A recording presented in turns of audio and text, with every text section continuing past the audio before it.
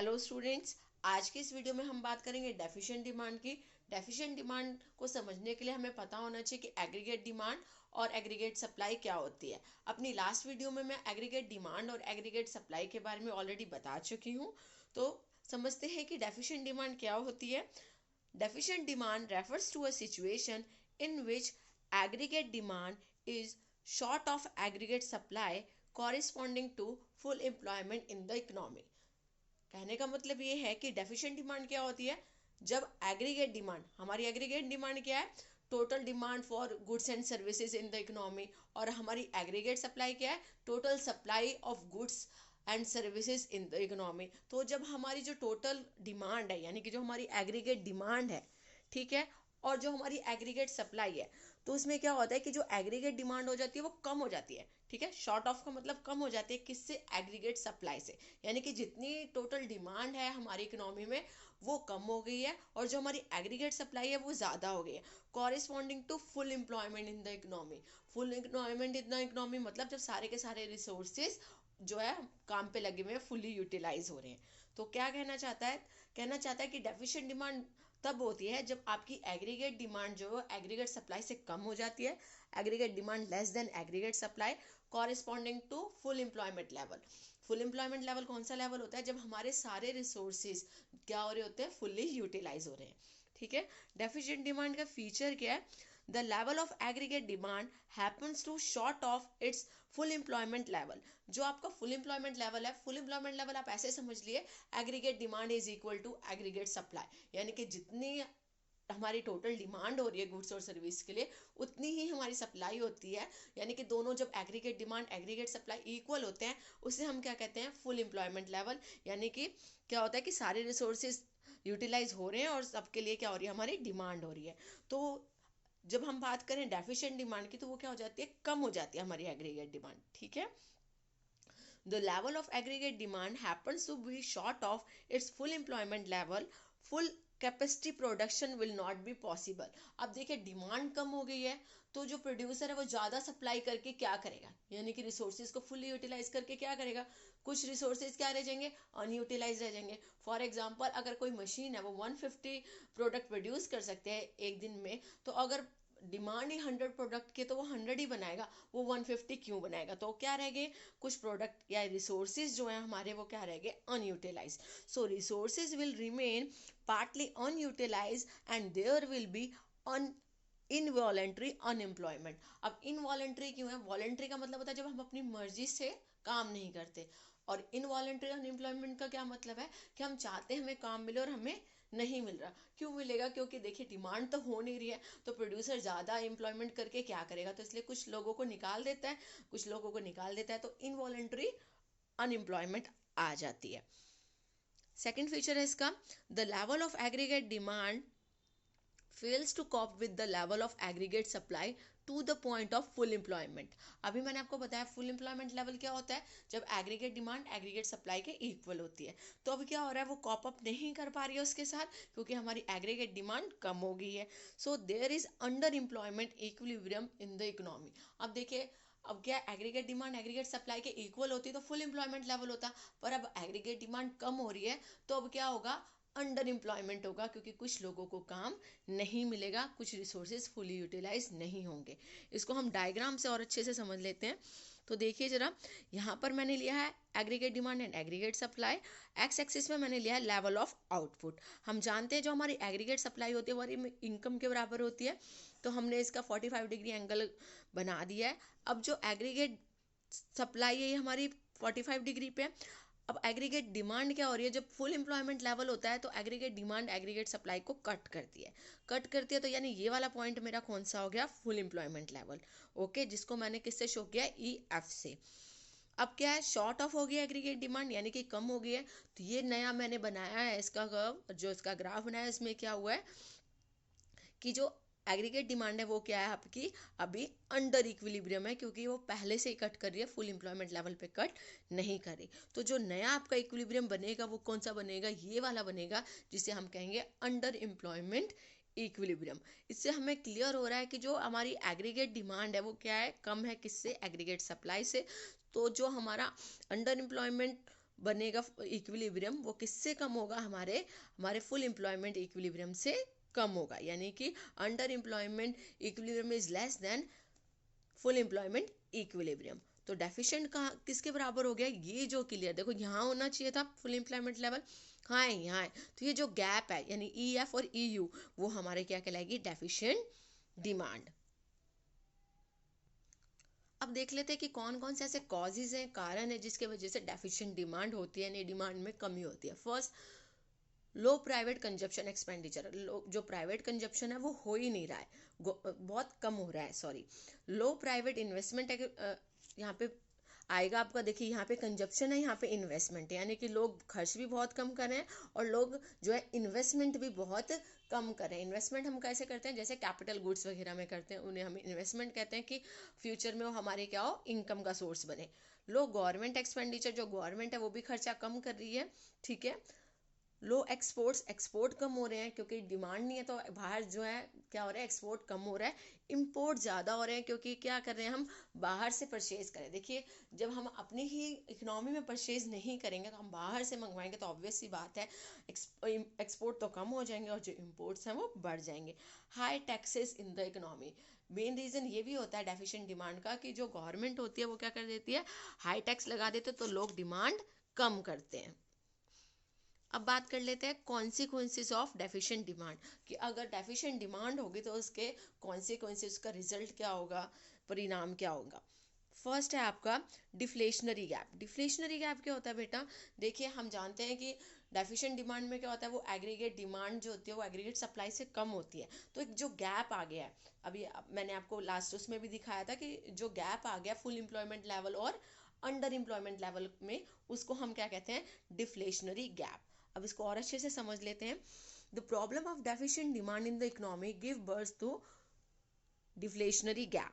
Deflationary gap refers to the gap by which actual aggregate demand in the economy falls short of aggregate demand needed to maintain full employment. यानी कि full employment level पे हमें जितनी aggregate demand चाहिए थी उससे कम हो जाती है, actual demand हमारी उससे कम होती है।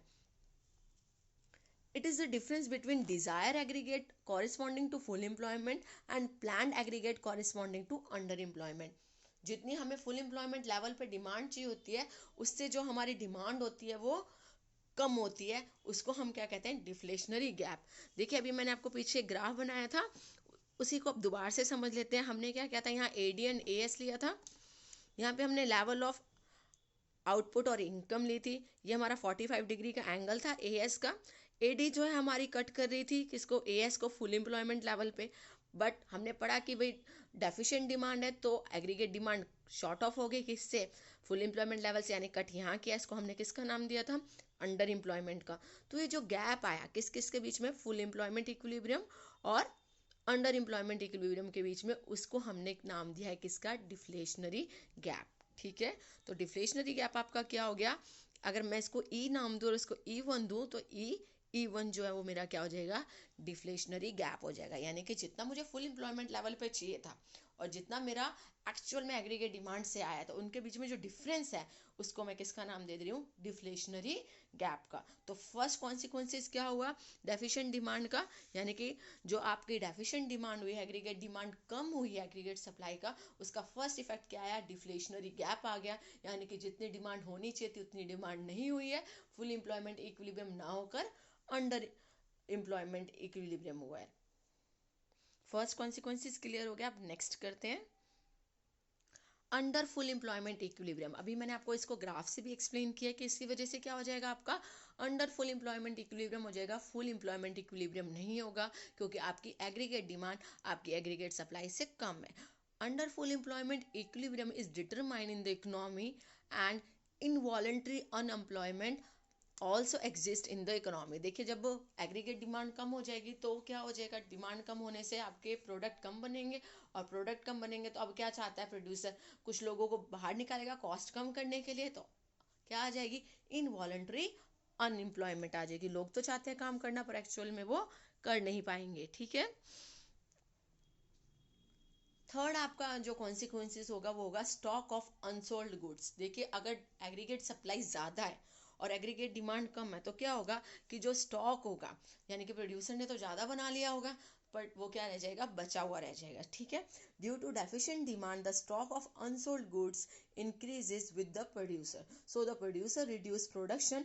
In this situation income and output also decline in the economy. देखिए अब आपका माल बच रहा है, आप जितने सप्लाई कर रहे थे एग्रीगेट डिमांड उससे कम हो रही है तो क्या हो रहा है, आपका जो आपका स्टॉक है वो बच रहा है तो आगे से आप क्या करेंगे, प्रोडक्शन थोड़ा कम करेंगे, ठीक है। तो प्रोडक्शन कम करेंगे तो इनकम कम होगी, इनकम कम हो रही है और अगर डिमांड कम हो रही है तो आउटपुट भी कम हो रहा है, तो इस वजह से क्या हो जाएगा, इनकम और जो आउटपुट है दोनों के दोनों ही कम हो जाएंगे इकोनॉमी में।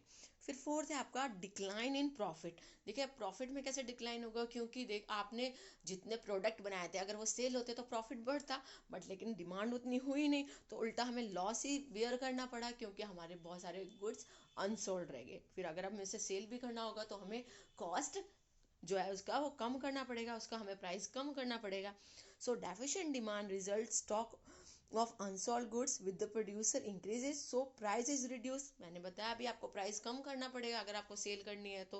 so production is also reduced, as a result there is decline in the profit. Profit में क्या हो जाएगी, कमी आ जाएगी। अब हमने ये तो पढ़ लिया कि क्या क्या इसके परिणाम होंगे। अब हमें क्या करना है, इस डेफिशिएंट डिमांड को सही करने के लिए कौन कौन सा मेजर्स उठा सकते हैं, स्टेप उठा सकते हैं, उनके बारे में पढ़ेंगे। So the problem of deficient demand can be solve by increasing aggregate demand. या तो आप क्या करें, जो एग्रीगेट डिमांड है उसको क्या कर दे, बढ़ा दे, ठीक है। कहाँ तक बढ़ा दे, ताकि वो जो डिफ्लेशनरी गैप है वो खत्म हो जाए।